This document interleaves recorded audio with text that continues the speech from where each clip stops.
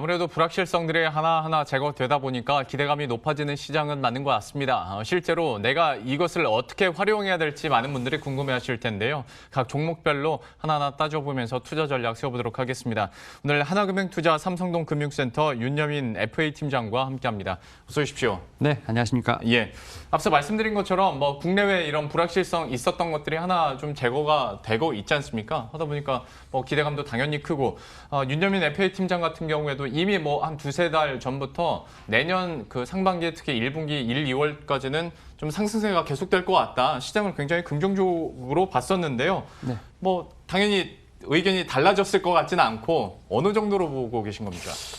일단은 지금 지난주에 사실 나스닥이 좀 비정상적으로 많이 올랐어요. 예. 그러니까 약간 갭을 띄었는데 그 갭을 메꾸러 가지 않고 계속해서 올랐던 맞습니다. 부분이죠. 이제 코스피 같은 경우는 보통 이제 다우랑 연결이 되고 이제 코스닥이 나스닥이랑 연결이 되는데 일단 코스피가 다우가 아니라 이제 나스닥을 따라서 지금 어떻게 보면 정고점을 넘어가는 모습을 좀 보여주고 있고 일단은 11월 랠리가 좀 시작이 된 것 같아요. 12월 같은 경우는 우리나라의 어떤 특수한 양도세 때문에 일단 개인들의 매물이 좀 나올 수 있는 부분이 있습니다만 일단 우상향으로 가는 거는 맞는 것 같고요. 일단은 분명히 내년 상반기부터는 대시세가 분명히 나올 것으로 좀 판단이 되고 있습니다. 이렇게 좀 시세가 크게 나올 때는 오히려 이제 테마주보다는 실적주를 좀 보는 게 좋다라고 좀 말씀을 드릴 수 있을 것 같은데 일단 우려했던 것처럼 이제 우려했던 어떤 두 가지 이슈죠. 양도세 이슈라든지 미국 대선에 대한 부분 이제 두 가지가 좀 어느 정도 해결이 됐습니다.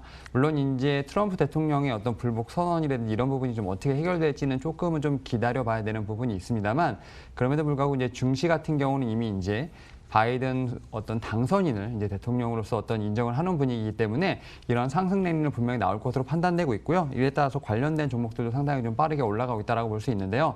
일단 그럼에도 불구하고 좀 돌다리는 좀 두들겨보고 건너자라고 좀 말씀을 드릴 수 있을 것 같고요. 일단 현재 상황에서 봤을 때는 좀 코스피를 중심으로 한 포트폴리오가 좀 현재는 유효할 것으로 판단되고 있습니다. 일단 외인들의 어떤 매수세가 좀 상당히 많이 들어오고 있는데요. 좀 대형주를 중심으로 좀 들어오기 때문에 일단 코스피를 중심으로 한 포트폴리오가 상당히 유효해 볼 것으로 판단되고 있고요.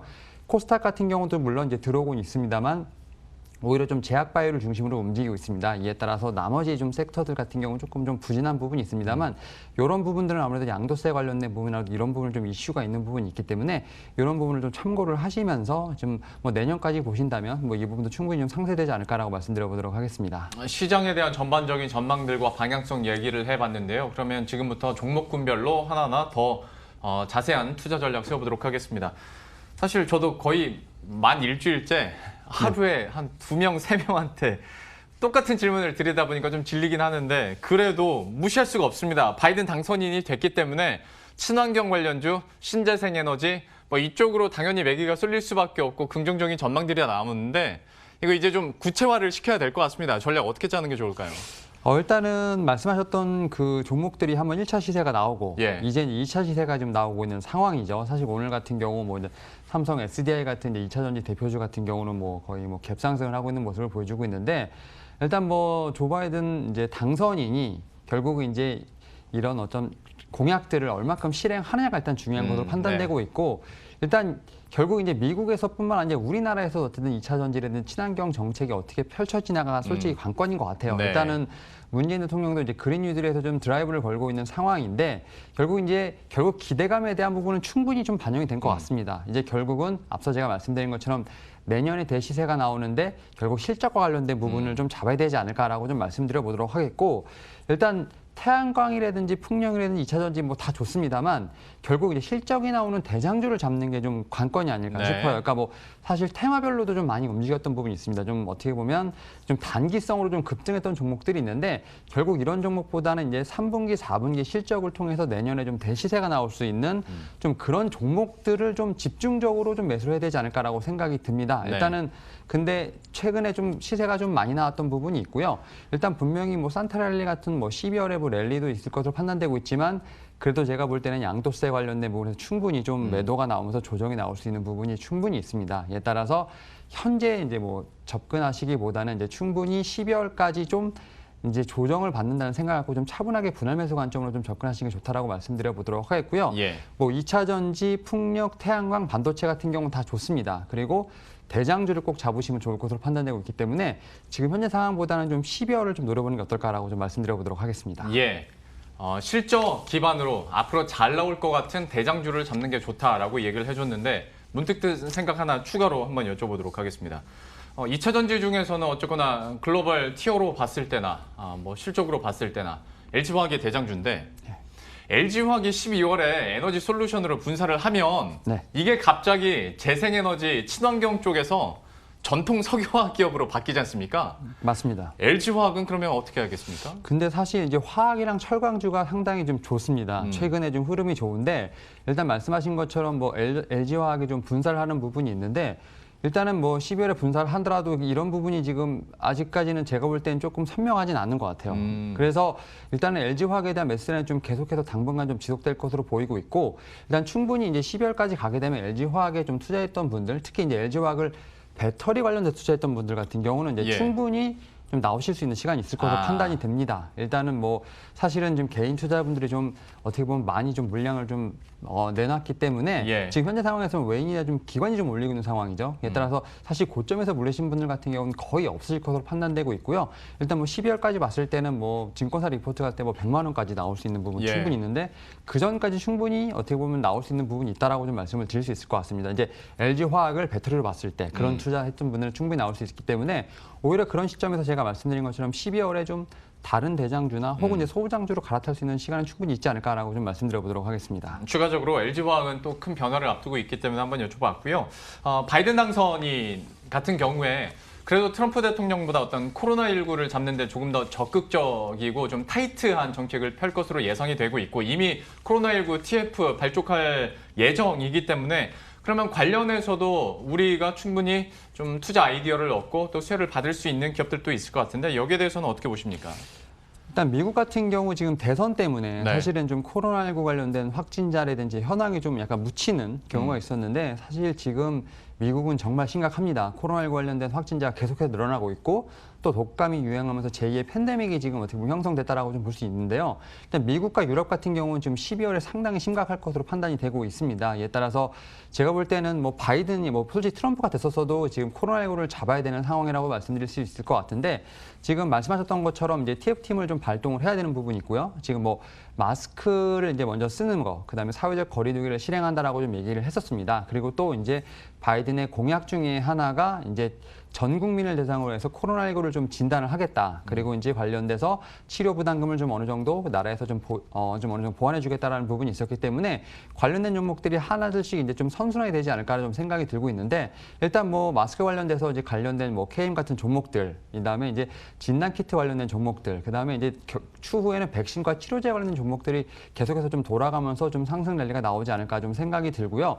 일단 결국 이것도 이제 테마보다는 결국 이제 실적주를 좀 봐야 되지 않을까. 라고 생각이 드는데 일단 코로나19는 이제 어떻게 보면 없어지는 게 아니라 코로나19와 함께하는 생활이 되다 보니까 약간 코로나19 관련된 종목들 중에서도 실적이 나오는 종목들은 약간 제조업과 같은 좀 그런 상황인 것 같아요. 계속 꾸준히 실적이 나오는 상태에서 어떤 모멘텀이 있을 때 좀 강하게 상승하는 좀 부분이 있다라고 좀 생각이 들기 때문에 일단 좀 어떻게 보면 실적이 나오지 않는 좀 테마성 어떤 이슈로 올라간 종목보다는 계속해서 꾸준히 잡히는 좀 실적이 잡히는 종목들을 좀 한번 좀 보시면서 좀 대응하시는 게 어떨까라고 말씀드려보도록 하겠습니다. 역시 그러니까 전반적으로 이런 불확실성이 꺼져갔을 때는 결국에는 다시 어떤 실적에 대한 강조점들이 계속 나올 수밖에 없고 어떤 업종군들을 물어보더라도 매력적인 종목들을 얘기해 주시면서도 실적이 잘 나올 것인지는 계속 체크를 해봐야 된다라고 얘기를 해주셨어요.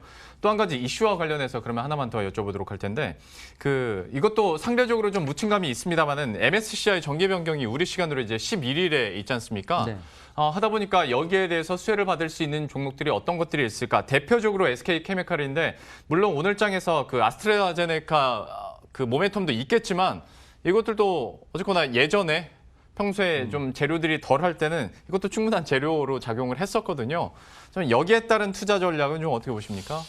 저는 이제 그 MSCI 좀 정기 변경 관련돼서 좀 한 3가지 종목이죠. 지금 SK 말씀하셨던 SK 케미칼, 뭐 SK 바이오팜, 그다음에 이제 두산중공업이 있는데 사실 이 세 종목이 최근에 매수세가 좀 상당히 좋습니다. 그리고 좀 흐름이 좀 어떻게 보면 이제 상승 추세로 좀 돌아가는 모습을 좀 보여주고 있는데 일단 저는 뭐 세 가지 종목 중에 이제 SK케미칼 같은 경우는 이제 백신과 엮이다 보니까 향후에도 계속해서 갈 것으로 보이고 있고요. 특히 이제 SK바이오팜을 상당히 좀 주목을 하고 있다라고 좀 볼 수 있겠는데 사실 이제 SK바이오팜 같은 경우는 8월에 좀 어떻게 보면 상당히 이슈가 있었는데 좀 보호예수 물량 때문에 좀 유통수가 적다 보니까 좀 들어가지 못했습니다. 이에 따라서 지금 12월에 지금 편입될 것으로 예상이 되고 있는데 결국 MSCI 지금 어떤 정기 변경에 관련된 부분의 어떤 종목들은 결국 이제 11일에 발표가 나고 어떻게 보면 30일에 지금 편입이 되기 때문에 11월 30일까지 좀 주목해봐야 되지 않을까라고 좀 생각이 듭니다. 결국 그 전까지 좀 기대감으로 계속 올라가는 부분이 있고요. 좀 매수세가 올라오는 부분이 있기 때문에 일단은 그 정기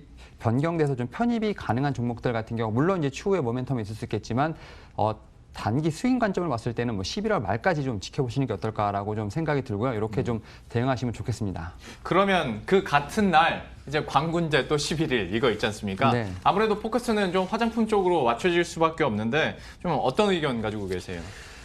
일단은 사실 이제 광군제가 올해부터 1, 2부로 좀 나눴지 네. 않습니까? 이거 사실 이제 작년까지는 한 번이었는데 이제 코로나19로 해서 좀 어떻게 보면 이제 투자 심리, 쇼핑 심리가 좀 어느 정도 옥눌려 있었던 부분이 이제 좀 폭발을 하면서 이제 알리바바 쪽에서 좀 그러한 부분들을 수용하면서 지금 2부로 나눠서 좀 가지고 있는 부분이 있는데 뭐 지금 매출은 뭐 계속해서 뭐 늘어나고 있는 상황입니다. 지금 광군제의 어떤 매출이 중국 어떤 소비 심리의 지표가 됐다라고 좀 볼 수 있겠는데 사실 처음 시작한 2009년도에 우리나라 돈으로 84억이었어요 매출이. 근데 네. 계속해서 늘었고요. 2016년에 지금 20조를 넘었습니다. 그리고 2018년에 36조, 작년에 이제 45조를 넘었는데요. 올해 같은 경우는 뭐 제가 볼 때는 더 늘어나지 않을까. 그래서 이제 오프라인뿐만 아니라 온라인까지도 좀 어떻게 보면 행사를 하고 있는 부분이 있기 때문에 이런 부분은 상당히 좀 제가 볼 때는 화장품에 관련된 종목들 좀 다시 한번 움직이지 않을까 생각이 들고 있고요. 뭐 예. 예를 들어서 LG 생활건강의 더 히스토리 오브 후 같은 경우는 이제 뭐 1차 판매 2분 만에 우리나라 돈으로 뭐 170억 원을 좀 매출을 올렸기 때문에 이런 부분에서 좀 다시 한번 화장품 섹터에 한번 모멘텀이 되지 않을까라고 생각이 듭니다. 예, 광군제와 관련해서 특히 마지막에 LG 생활건강 콕 집었습니다. 앞으로의 흐름들 그리고 모멘텀들 기대해 보도록 하겠습니다. 하나금융투자 삼성동 금융센터 윤여민 FA 팀장과 함께했습니다. 오늘 말씀 고맙습니다. 네, 감사합니다. 네, 그럼 저희도 여기서 인사드리도록 하겠습니다. 이런 시장은 또 이런 시장대로 적극적으로 활용 잘 하셔서 수익률 극대화시키셨으면 좋겠고요. 저희들은 내일 이 시간에 또 새로운 전략과 종목 들고 다시 찾아뵙도록 하겠습니다. 시청해주신 여러분 고맙습니다.